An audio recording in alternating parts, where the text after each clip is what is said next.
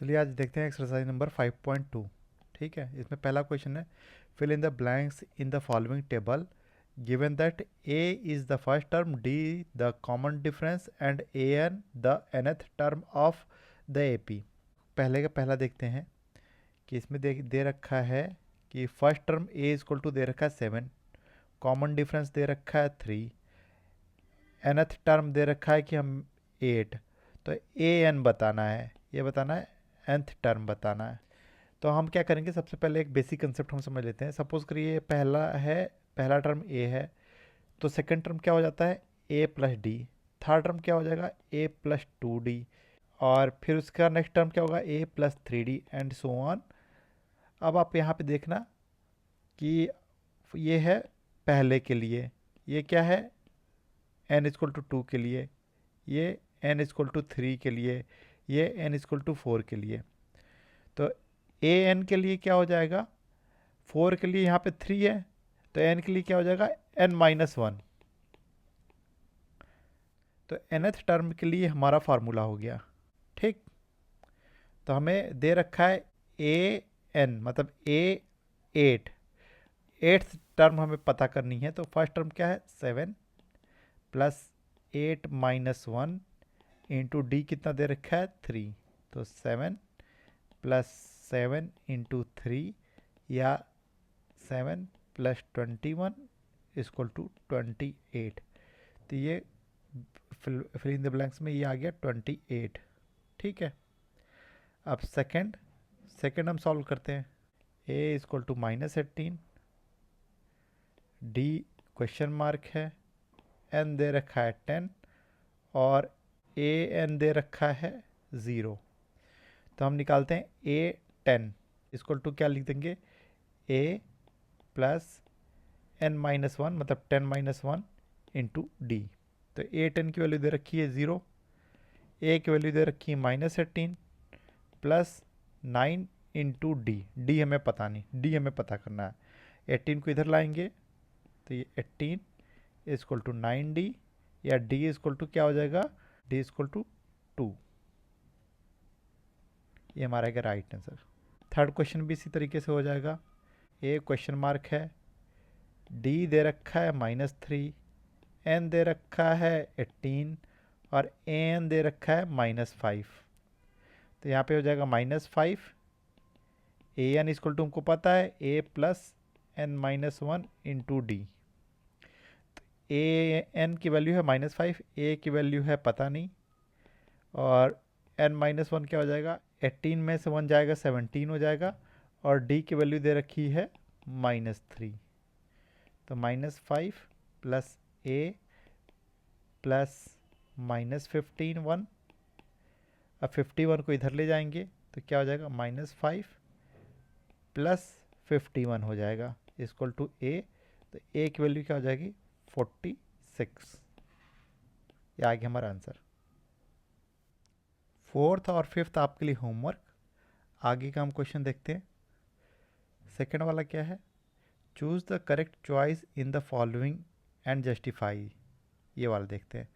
तो 2 का फर्स्ट क्या है 30th टर्म मतलब कि n की वैल्यू दे रखी है 30 ऑफ ए पी 1074, ए की वैल्यू दे रखी है 10, यहाँ से ये दे रखा है ए की वैल्यू 10, डी की वैल्यू क्या दे रखा है 7 में से 10 जाएगा 7 -10, सेकेंड टर्म में से फर्स्ट टर्म माइनस कर दिए आ गया -3।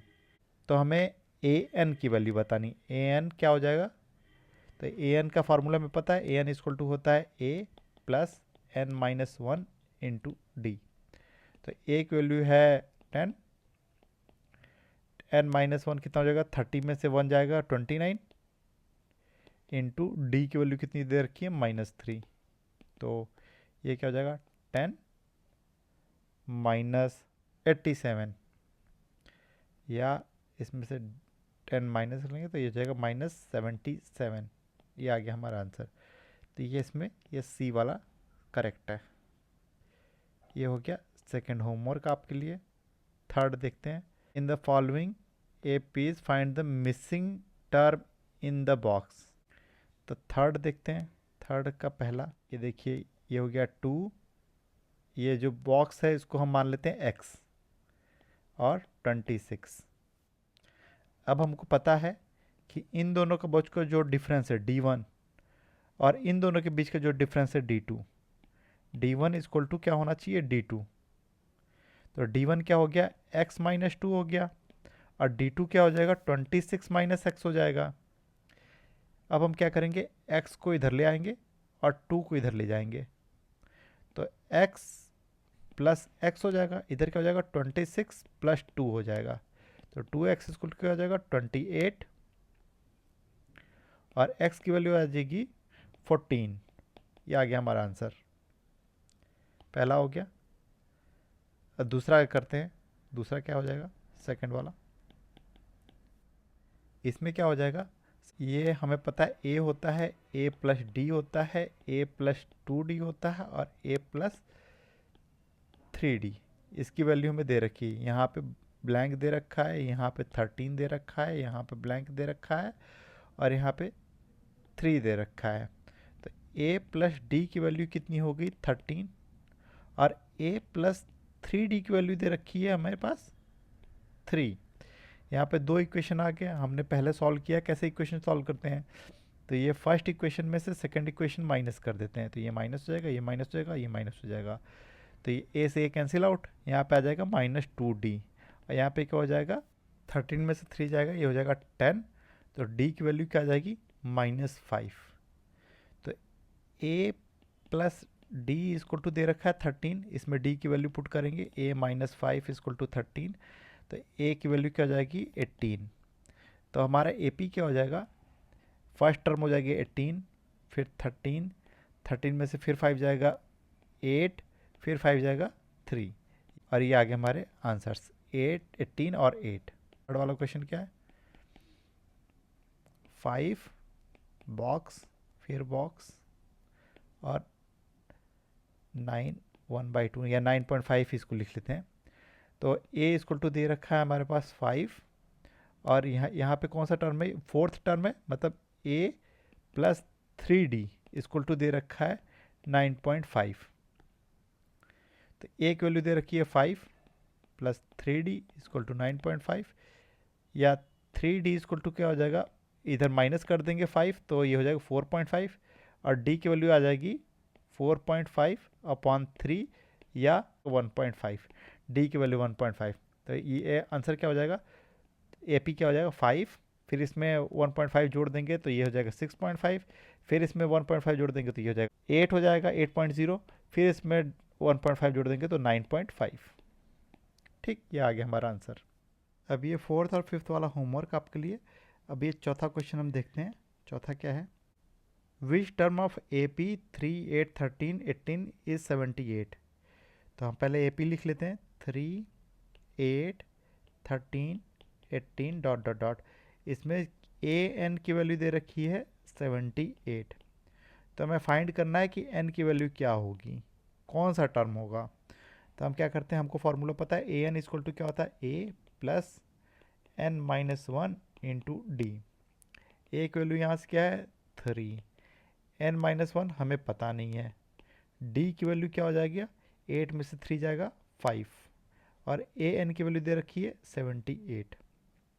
तो हम इसमें से माइनस कर देंगे, तो 78 में से 3 माइनस हो जाएगा, तो ये हो जाएगा 75 इक्वल टू n-1 इंटू 5। अब 5 से इधर डिवाइड कर देंगे तो ये आ जाएगा 15, 15 इक्वल टू हो जाएगा n-1, तो n की वैल्यू क्या हो जाएगा 15 प्लस 1 इक्वल टू 16। ये आ गया हमारा आंसर। अब ये फिफ्थ वाला होमवर्क है आपके लिए, और सिक्स वाला देखिए मैं करके दिखाता हूँ। Check whether -150 is a term of AP 11852। तो सबसे पहले हम ये लिखते हैं, सिक्स वाला क्वेश्चन लिखते हैं। AP क्या है, AP दे रखा है 11, 8, 5, 2 और डॉट डॉट डॉट। सपोज करिए हम मानते हैं -150, ये सपोज करिए nth टर्म है। अगर n की वैल्यू इंटीजर में आई तो हम मान लेंगे कि भाई ये इसके अंदर लाई करता है। अगर n की वैल्यू इंटीजर के अलावा कोई वैल्यू आती है तो वो -150 वो उसमें AP में नहीं होगा। तो ए इसको मान लेते हैं -150। ए एन इक्वल टू हमको पता है क्या होता है, A plus N minus one into D. ये हो जाएगा -150। ए की वैल्यू दे रखी 11 प्लस एन माइनस वन, और डी की वैल्यू क्या हो जाएगी 8 माइनस 11 या -3। तो सबसे पहले 150 में से 11 माइनस कर देंगे तो ये हो जाएगा 161 equal to n minus one into -3। N minus one इसको टू लिख देंगे -161 divide by -3, minus minus cancel out. अब ये देखेंगे कि 3 जो है 3 161 3 से कैंसिल आउट नहीं होगा, ये इससे कैंसिल आउट नहीं होगा, मतलब कि कोई एक कंप्लीट नंबर नहीं आएगा, इंटीजर नंबर नहीं आएगा। तो एन में से अगर उसमें 1 ऐड करेंगे तब भी वो इंटीजर नहीं होगा। तो N is not an integer number, इसलिए so that -150 is not lying in AP। ठीक है, ये हमने चेक कर लिया। अब 7 वाला, find 31st term of AP whose 11th term is 38 and 16th term is 73। तो इसका मैं आपको सॉल्व नहीं करूँगा, लेकिन मैं आपको बता देता हूँ कैसे सॉल्व करना है। फाइंड 31st टर्म, ए 31st निकालना है, ठीक है। मैं और दे रखा है कि after an AP whose 11th term is 38, 11th term दे रखा है 38 और 16th टर्म दे रखा है 73। अब A11 को हम लोग क्या लिख सकते हैं, A plus 11 minus 1 into D equal to दे रखा है 38, और दूसरे की वैल्यू क्या दे रखी है, A plus 16 minus 1 into D की वैल्यू दे रखी है 73। अब इसको आप सॉल्व करना, सॉल्व करके A और D की वैल्यू निकालना और फिर उसमें A31 में पुट कर देना, ठीक है। इससे आपको आंसर मिल जाएगा। अब इसमें 8 वाला क्वेश्चन है, ये आपके लिए होमवर्क रहेगा। ये भी सेम इसके पहले जैसे है। और 9th जो है, if the 3rd and 9th term of an AP 4 - 8 which term of the AP is 0, ये भी आप कर लोगे, ठीक है। 9 वाला भी कर लोगे। फिर 10th वाला क्या है, the 17th term of AP exceed it's 10th term by 7, find the common difference. चलिए 10th वाला मैं करके आपको दिखाता हूँ।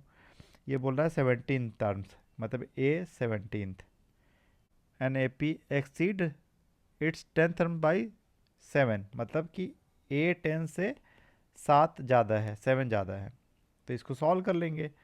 इसको हम A 17 को लिख लेंगे A 16D, और A 10 को लिखेंगे A plus 9D plus 7। A से A cancel out, 16D minus 9D equal to 7। ये हो जाएगा 7D equal to 7, D equal to क्या आ गया 1। ये हो गया।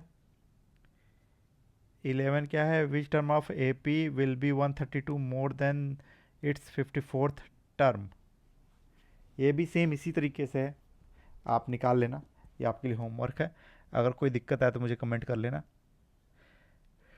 2 AP have the same common difference.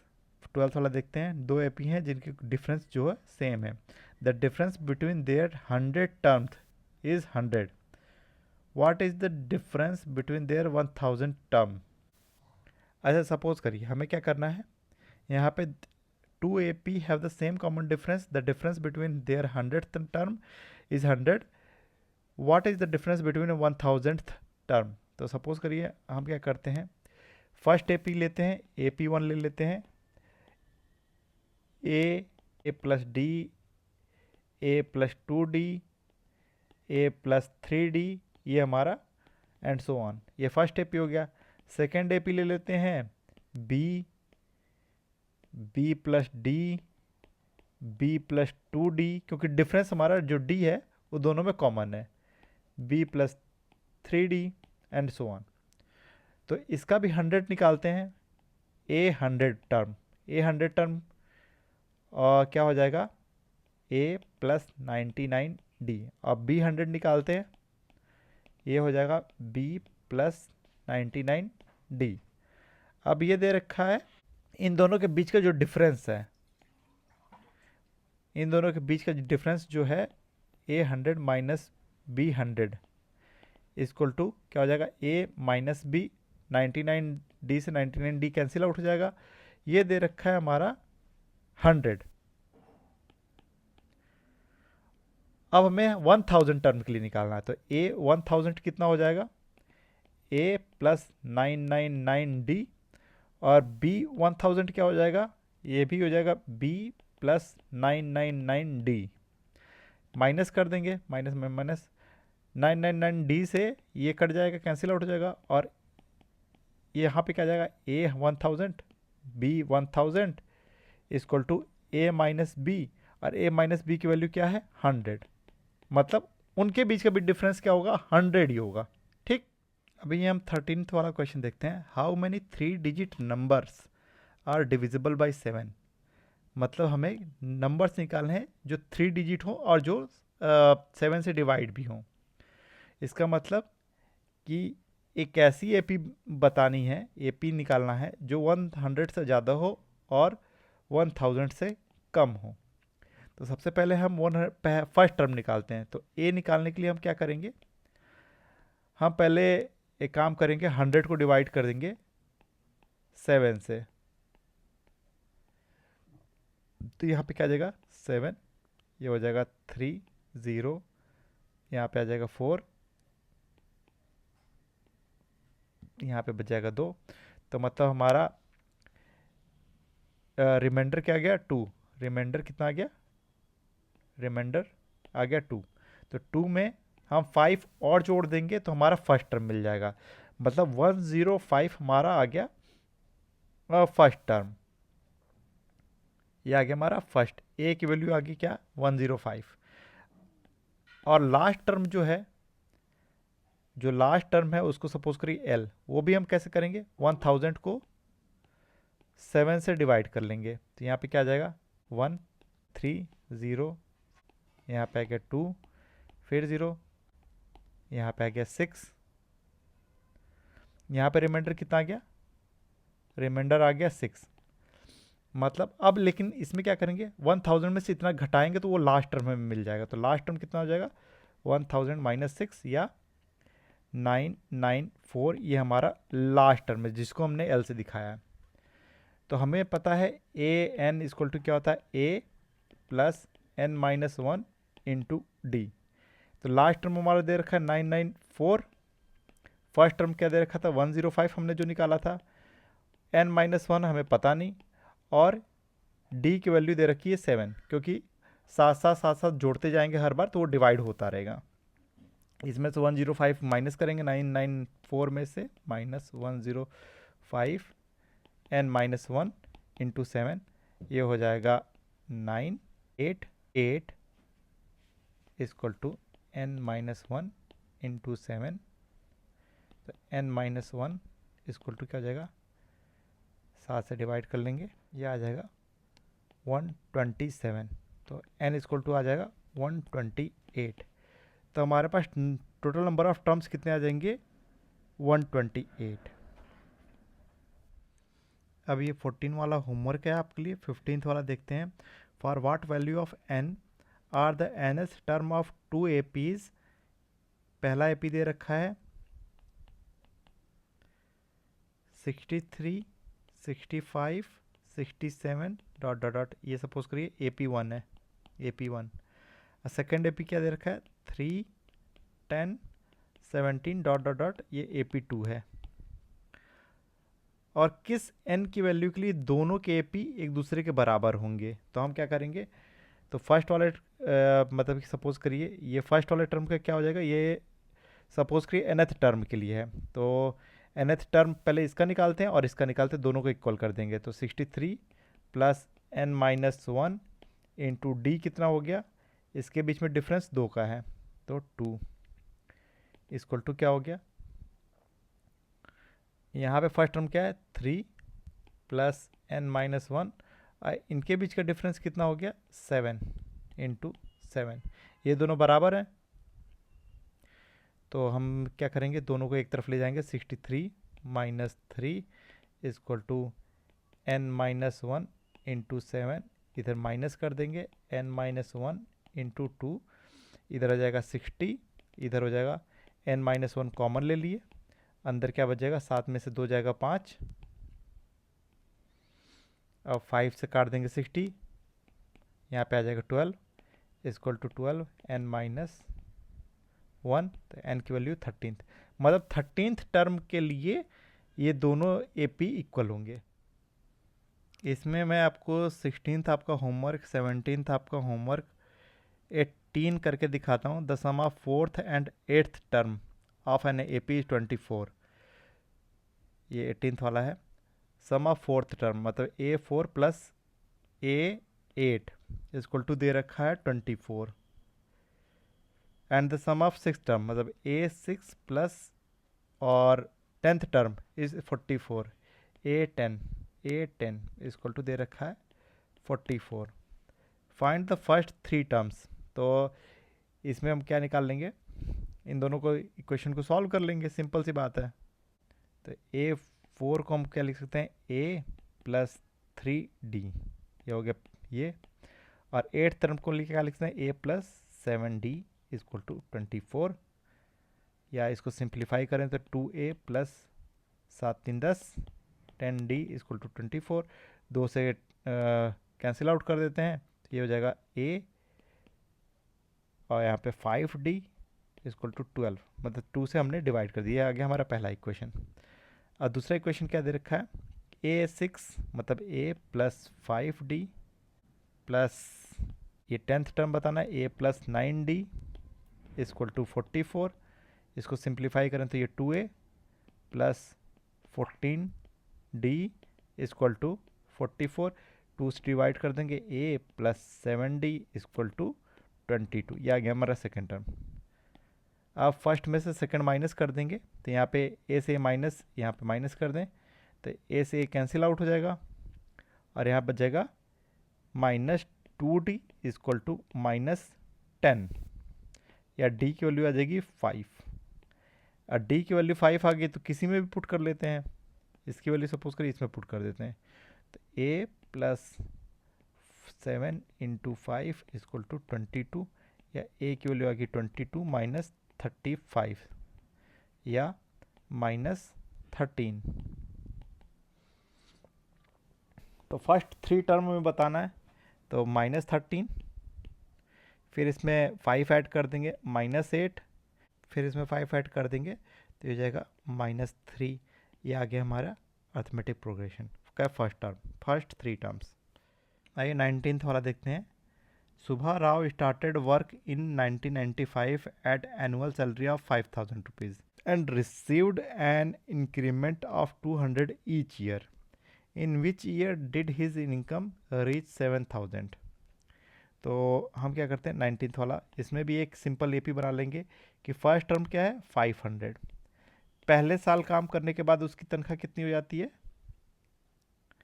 5,200, फिर क्या हो जाएगा 5,400 एंड सो ऑन, लास्ट में हमारा टर्म कितना पहुंच जाता है 7,000 रुपीज़। तो हम इसको सॉल्व करते हैं, तो हमें पता है ए एन इक्वल टू क्या हो जाएगा, ए प्लस n-1 इंटू डी। तो ए एन दे रखा है 7,000, ए 5,000, n-1 पता नहीं, और डी की वैल्यू दे रखी है 200, तो इसमें से माइनस कर देंगे तो यहाँ पे 2,000 आ जाएगा इक्वल टू n-1 इंटू 200, तो यहाँ से काट देंगे 2 से, यहाँ पे 10 आ जाएगा, n-1 इक्वल टू आ जाएगा 10, तो n इक्वल टू आ जाएगा 11, मतलब ये 11 साल के बाद, 11 साल के बाद पेमेंट होगा वो 7,000 हो जाएगा। अब ये आपके लिए होमवर्क है, अगर दिक्कत आए तो मुझे कमेंट करके पूछ लेना। Thank you.